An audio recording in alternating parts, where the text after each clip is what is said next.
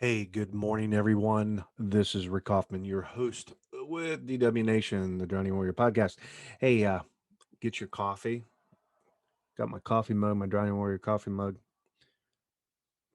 It's early in the morning. I like to review these in the morning.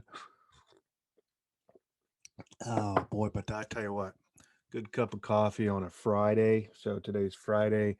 What is the date today? Something like June 24th or 25th. What is it?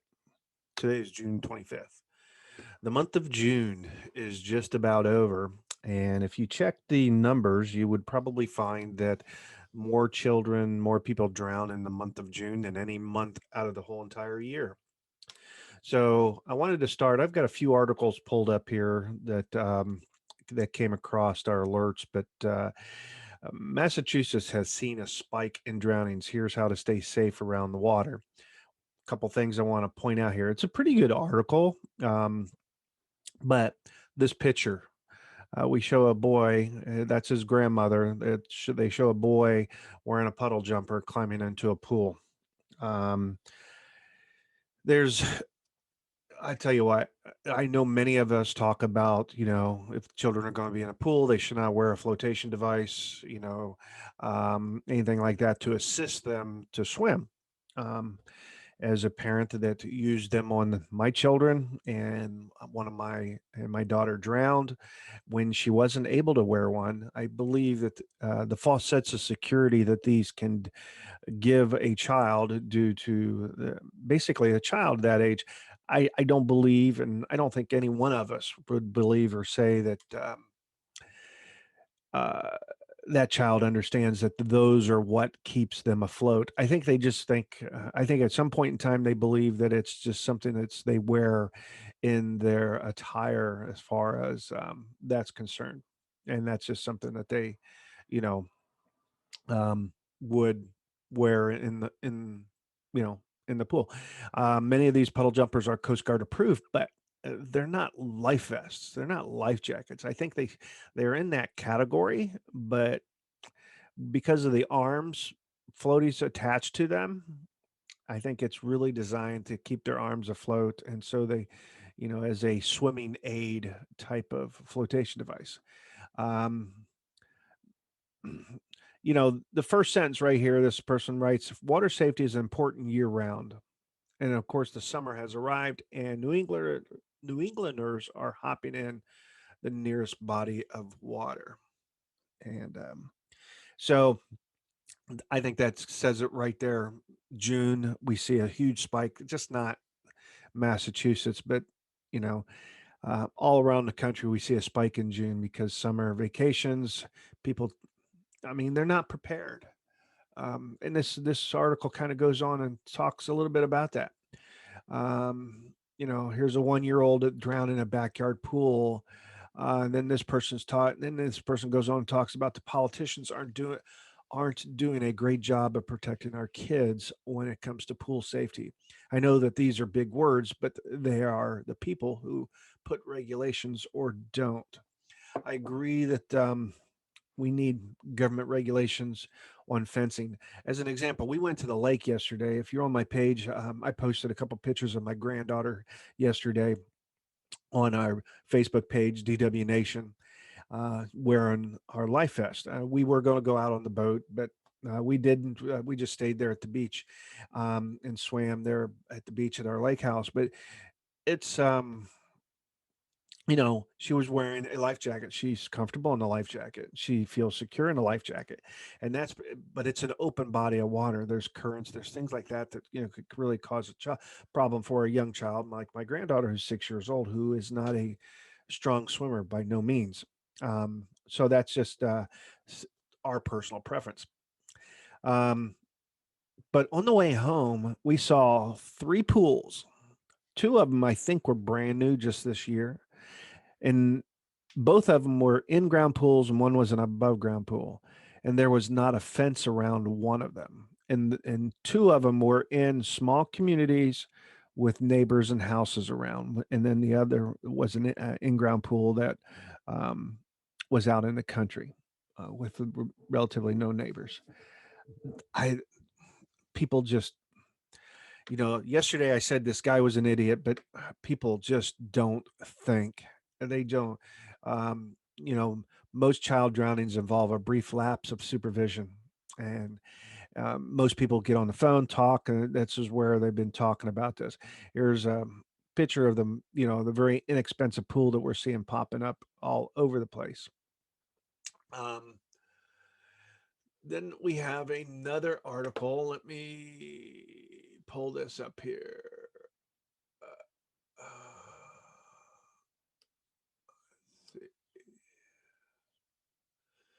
Well, with that being said, let's go here. Let's go to this one here. 4th of July pool safety tips to prevent drownings. 4th of July is just a little over a week away. 4th of July weekend actually starts like a week from today. We'll be heading up to our lake house next Thursday evening to stay Friday, Saturday, Sunday, Monday, and come back either Monday night or Tuesday morning. But, you know, 4th of July parties, backyard parties, pool parties. Um, so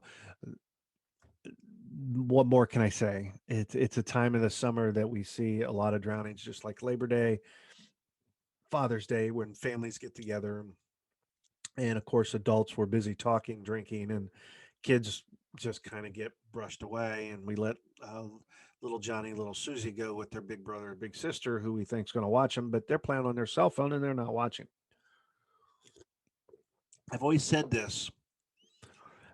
My daughter drowned in a public pool, and when you think, as a parent, when you think somebody else is watching your child, understand this: nobody is, because that child is not their responsibility. It is your responsibility. I learned that the hard way. And so, if I could give you any words of advice, or if you're listening to this, or if you've have a similar experience as mine, then you know where I'm coming from. The last thing I want to talk about here is this article right here. Why do so many kids never get swim lessons? Um, this kind of goes in, it's the cost or lack of time. This is what the parents are saying. Among these reasons, parents don't enroll their kids in swim lessons, and their new survey found.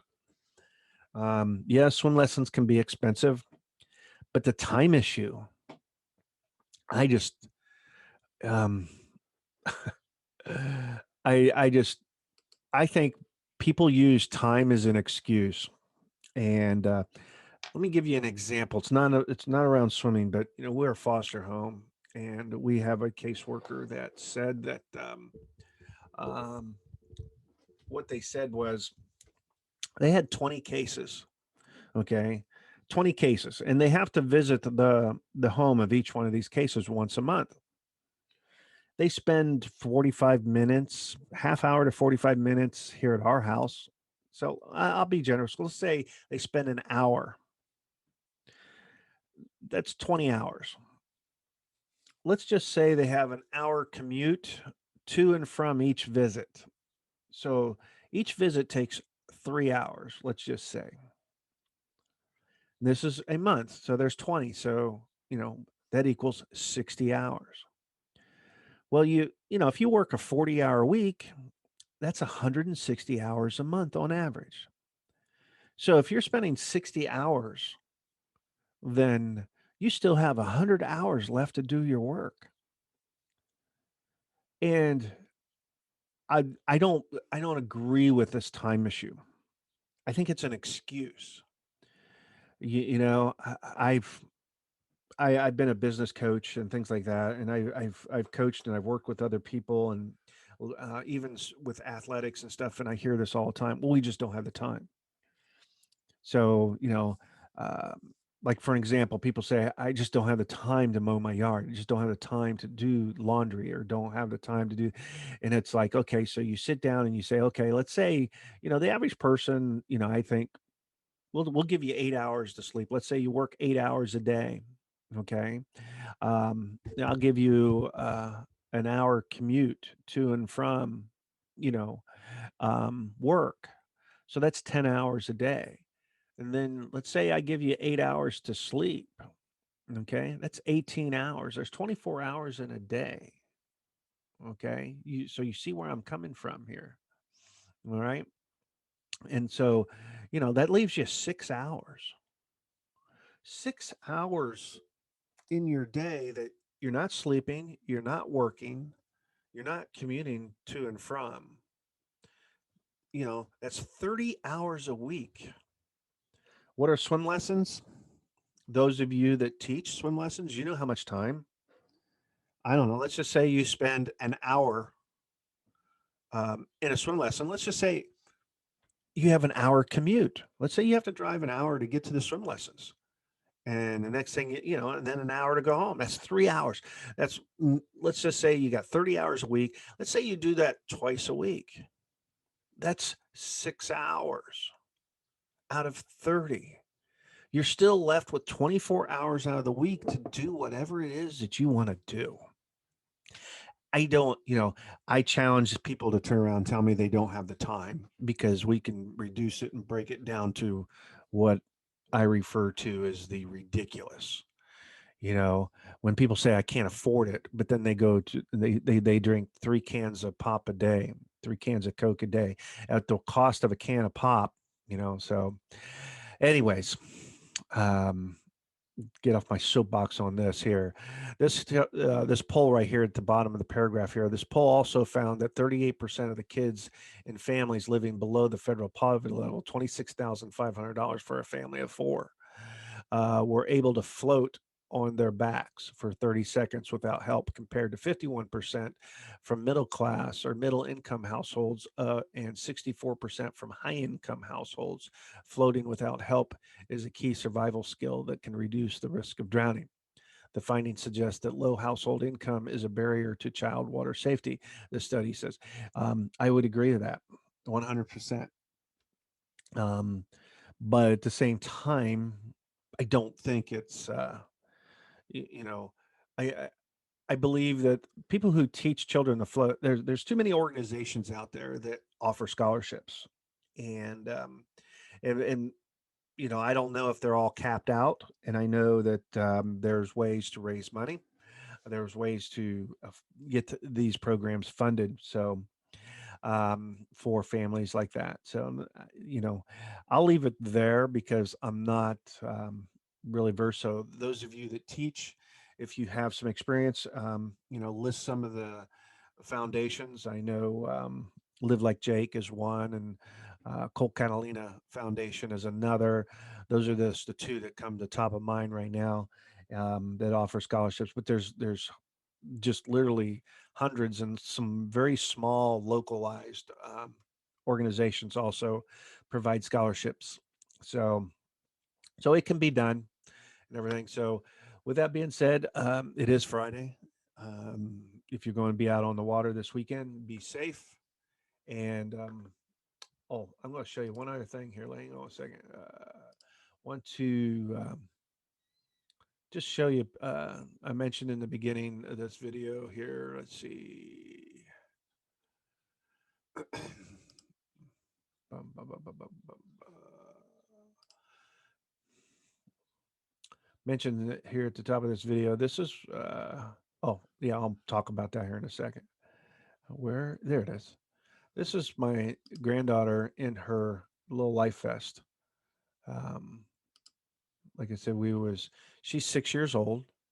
Like I said, she's not the strongest a swimmer, um, but she enjoys playing in the water. So, well, the goal here is to keep them safe. And so I just wanted to share this with you real quick. The other thing is, let me X out of this. We're on a boat. This picture here is a picture that I took from Facebook, and this is a new father with his newborn baby. And we see this a lot at our local lake when we're out there. So many young babies. And here in Ohio, it's the law. You have a child, and newborn or not, they have to be in a life vest. We've had newborns on our boat, and they have been in life vests. So this is I've commented on some of these posts, not on this particular one. I'll tell you what, the thrashing, literally the thrashing that I get for bringing that up. Um, you know, people, I tell you, I just hope and pray something doesn't happen. And but you know, it does every day. Every day, a father, parent thinks that they can hold on to their child. If that if that boat was in rocky water, I tell you what, get up and walk on a boat when a boat on a lake when the waves aren't all that big. It's you can stumble very easily. You could and a lot of things can happen. Another boat could hit and that baby go flying right on your hands, right into the water, and under the water it goes. And most lakes are kind of murky. So, anyways, I've rambled on way too long here. It's 8 o'clock. I got to get my butt into gear. I still have things I have to do. So, anyhow, have a great Friday, guys. Be safe out there. Enjoy your day. Enjoy your weekend. This is Rick Kaufman. And hey, check out the kelscoop.com and join us at DW Nation, the Drowning Warrior Podcast Facebook page to continue this discussion.